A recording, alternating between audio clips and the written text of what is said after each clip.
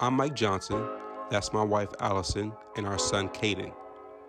And we just bought an 120-year-old farmhouse on 15 acres. We set this channel up so that you can follow us on our journey to renovate this property into a retreat that our family and friends can enjoy for decades to come. But I gotta warn you, there will be challenges, and this won't be easy. And whoa, look at that. But then again, what worth having is easy. So hit the subscribe button and we'll bring you along every step of the way. Let's go. So, the property itself. Why did we choose this property? What attracted us to this property? And why was we not scared away by all of the issues with the property, right? Like, you guys saw the kitchen floor with all the water damage. You saw the termites. You seen all that stuff in episode 4. If you haven't watched episode 4, you got to watch that. So you probably wonder, well, man, you guys are brave to still move forward with that house. And by the way, we did know that the house was going to have termites or had termites. We learned that in the inspection. So, you know, most folks would have been scared away from that house, learning that we had the foundation issues to deal with. We had the termites and Lord knows what else at this point, to be honest. So why did we go forward with the property? Why were you scared about just backing out of that deal? Well, for starters, at first sight, seeing that property, it looked like home to me. Mm-hmm. It was very picturesque, and I loved how many trees were in the front of the yard. And then looking around towards the back, I saw potential for a garden that could sustain our family. But, you know, thinking about the inside and some chickens, yeah.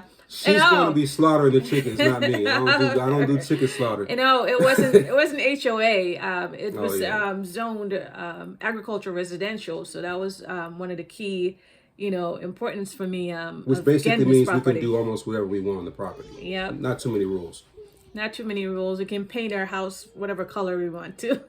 Hot pink. Hot pink. Bright orange. Neon green. It's all good, right? Yeah, but after seeing that inspection report, you know, I was, you know, taken aback a little bit, but then I saw opportunities for solutions, you know, and then, you know, again, anything can be done if you have the money and the patience, you know, and patience, I would say, because we're doing this renovation over time, that will help us to save some money because we're looking at options for pricing, you know, whether it's material or labor, and we have more time to vet that out. Yeah, because right now lumber costs are crazy, and we just happen to be buying at a time where everyone's doing remodels to their home because they're spending more time at home. The real estate market has been crazy, so lumber prices and labor in general is really, really high. So we have the potential to do this on our own pace and do more to work ourselves because we're not in a huge rush, which is kind of nice. But it's, you know, it's crazy because like Allison actually saw the potential a lot sooner than I did. Yeah. So real quick story, like we were getting alerts for properties that fit our criteria through Zillow. And this property, the alert came, and within like 10 minutes of seeing this property, we were talking to our realtor and we were in contract within like probably 3 days. Yeah. So we acted really quick on the property because stuff was, you know, we had already missed out on like a couple of deals before this that got swallowed up. But I really wasn't sold on the property at first. I had some issues with it, but Allison was like, yeah, I like it. Like, so when we got word that the termites was there, she was like, okay, no big deal. Foundation issues, no big deal. We'll figure it out. But to her point, like, a lot of people get scared from properties that have major issues. And what I would tell anyone that's looking for properties, don't be scared by major issues because those can be opportunities for you to get a property that can become a good investment. So we ended up getting this property for less than what it appraised at because we were willing to take on some of these projects that a lot of other buyers wouldn't. So, and people get scared about foundation issues, electrical issues, you know, environmental issues like mold, and plumbing issues, roofing issues. They're all expensive, right? But if you understand what it's going to cost to fix it, there's really always an opportunity, in most cases, I should say, to resolve almost any issue that you have with a house. So look at it as an opportunity to get the price at a better, or get the house at a better price, and have a little bit of equity from day one potentially. So we definitely think that way. We are always looking at things from an investment perspective. We definitely don't subscribe to that belief that your home should not be an investment. No, like your home is going to be probably the most substantial investment you'll ever make. So why wouldn't it be an investment, right? You should try to get it for a good price if you can, and especially if you're willing to do a little bit of the work. So don't be scared of properties that have issues, right? Just use it as leverage to get the property at the right price, and know what you're getting yourself into. Do your research, but it shouldn't be a reason to be scared away. So, but this property, 15 acres, we were originally looking for like 5 to 10 acres. And don't forget to mention that we were originally looking for land, not a house, but land where we could build build on. We were open. We were like looking at land, and we were expecting to have to build we were actually looking at like barn dominium type or farmhouse type houses anyway.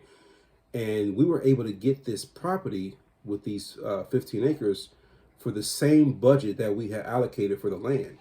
So it's like, wow, we were able to get this land and this old farmhouse for the same price that we were going to pay for just a lot by itself. And now we just have to renovate the property, and hopefully it doesn't cost what it would cost to build the house, right? Which we don't think it will, of course, but famous last words, right? Yeah. But yeah, I wasn't originally sold on the house at first. Allison was. I had some issues with, some of the things around the lot in the area.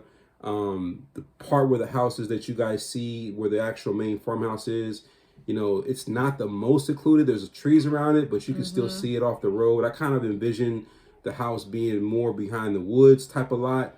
But when I started to look at the house and the lot in person, I realized a few things. Like, number one, the house that you guys have mostly seen so far is probably about 20% of the lot. If you go further down the lot, down the street, that's like 80% of the lot, and most of that lot is pretty well secluded. So there's plenty of room on probably 13 of the 15 acres to put more secluded stuff out there, right? Yeah. So that was pretty nice. The lot is like a perfectly shaped rectangle.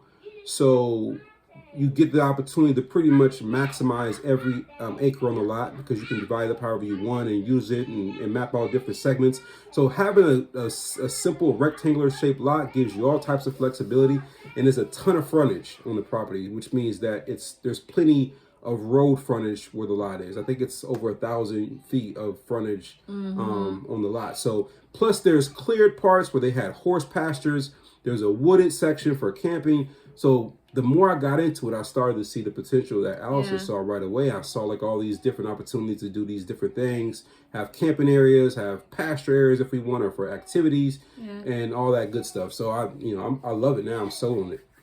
Yes. Obviously, we bought it, so no turning back now. No turning back. No turning back. Yeah. Click that subscribe button.